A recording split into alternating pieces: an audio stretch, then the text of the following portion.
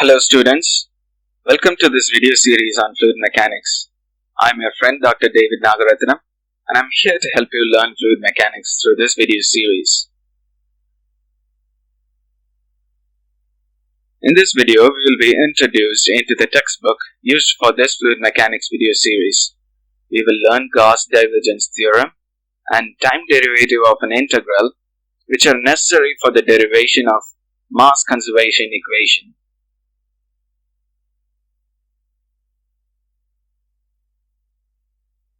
In the fluid mechanics video series, we cover the contents from the textbook on fluid mechanics written by Piyush K. Kundu and Ira M. Cohen.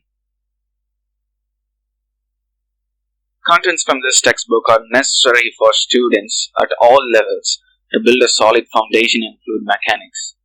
In this video, we present the derivation of mass conservation equation for a fixed volume. Contents of this video are covered in sections 1, 2 and 3 of chapter 4 in the textbook. All fluid mechanics is based on conservation laws for mass, momentum and energy. These laws can be stated in differential form applicable at a point. They can also be stated in the integral form applicable to an extended region. In the integral form, the expressions of the laws depend on whether they relate to a volume fixed in space or to a material volume which consists of the same fluid particles and whose bounding surfaces move with the fluid. Both types of volumes will be considered in this video.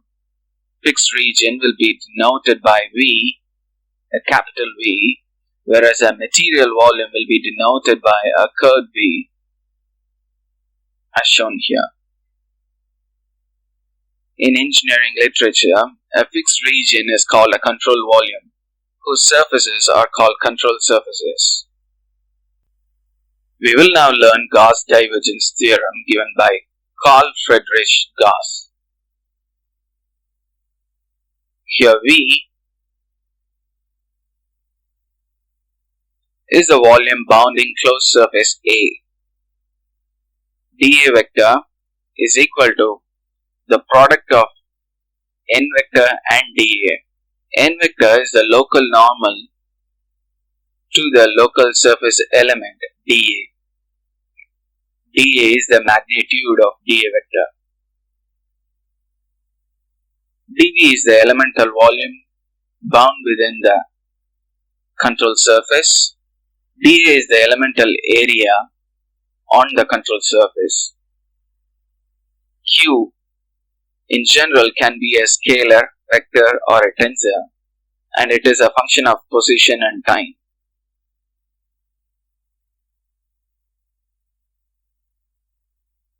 Q is a function of position and time. Gauss divergence theorem states that the volume integral of partial change of Q along a coordinate direction is equal to the surface integral of Q along that coordinate direction. Here index notation is used in this expression.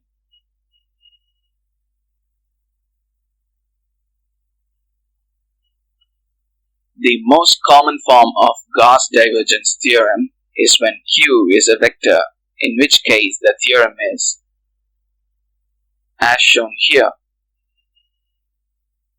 Instant summation over repeated indices is applicable to the above equation, which is called the divergence theorem.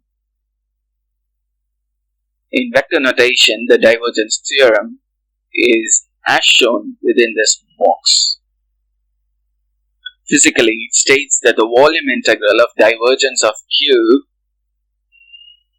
is equal to the surface integral of the outflux of Q.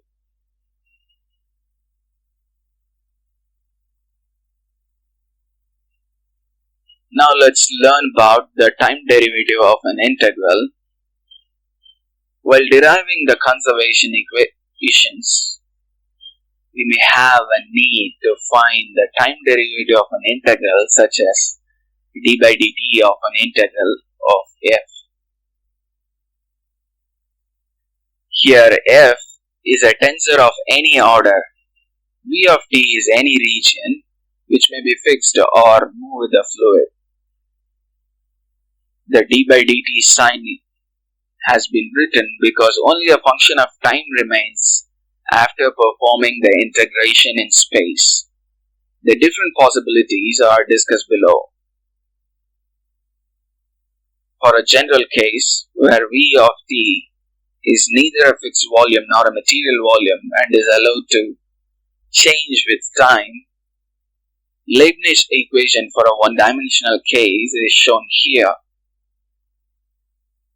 The integrand f and the limits of integration a and b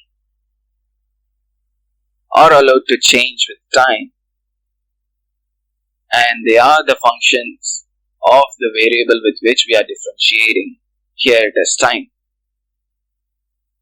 The first term of equation 5 is the integral of dou f over dou t bound within the limits a and b. The second and the third terms are the gain and loss associated with the movement of the boundaries at the rate dB by dt and dA by dt respectively. Generalizing Leibniz theorem for a three-dimensional case, time derivative of integral of f with the moving control volume is given by this form.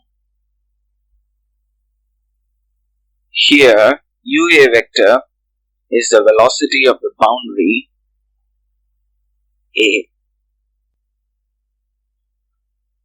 For a fixed volume, where the surfaces of the control volume do not move, UA vector is equal to 0. So, time derivative of integral of f for the fixed control volume is given by this form shown here. For a material volume, surfaces of A move with the fluid. So, UA vector is equal to U.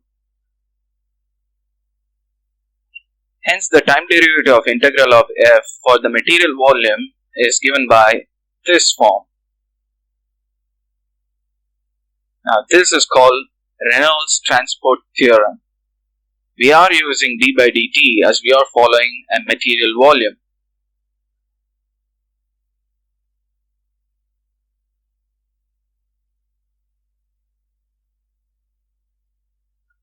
Now let's move into mass conservation equations. We shall first state the principle in an integral form for a fixed region and then deduce the differential form. Consider volume fixed in space as shown in the figure here. Here rho is the density, u is the fluid velocity, dA vector is the vector that's locally normal to the local surface element dA. A is the area of the control surface bounding the control volume V. Mass within the control volume is the integral of mass of the individual fluid elements that construct the control volume. Here mass is integral over V of rho dV.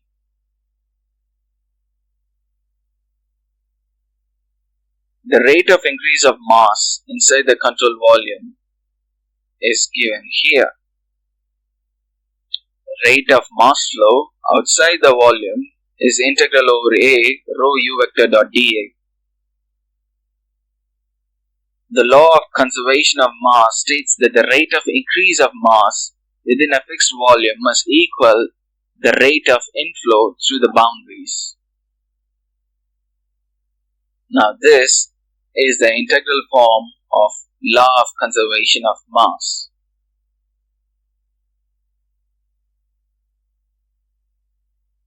By divergence theorem, the surface integral of mass flow outside the control volume can be written as a volume integral as shown here. mass conservation equation in integral form then becomes of the form as shown here.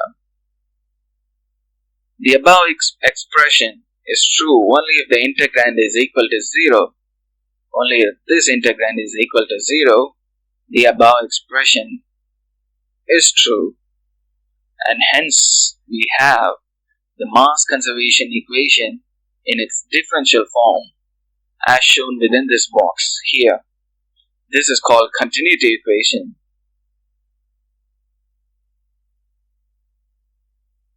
The divergence term in the mass conservation equation in its differential form can be expanded and written as shown here, and so the continuity equation then becomes of the form shown here within the box.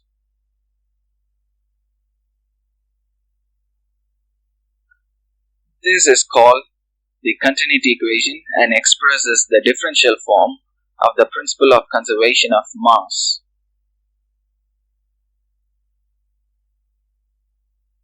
The derivative d rho by dt here is the rate of change of density following a fluid particle. It can be non-zero because of changes in pressure, temperature or salinity, as in the case of ocean.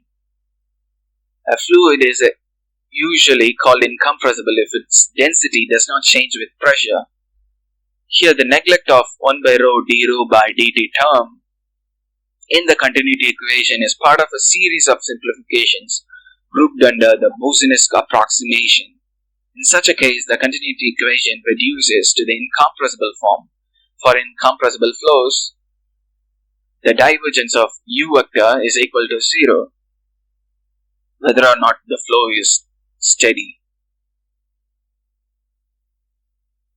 In summary, to summarize this video, we learned Gauss divergence theorem and then time derivative of an integral, which are both necessary for the derivation of mass conservation equation. We then derived the mass conservation equation in its integral and differential form. Based on the mass conservation equation, we arrived at the condition for incompressibility, which is del dot u vector is equal to 0. Thank you, students.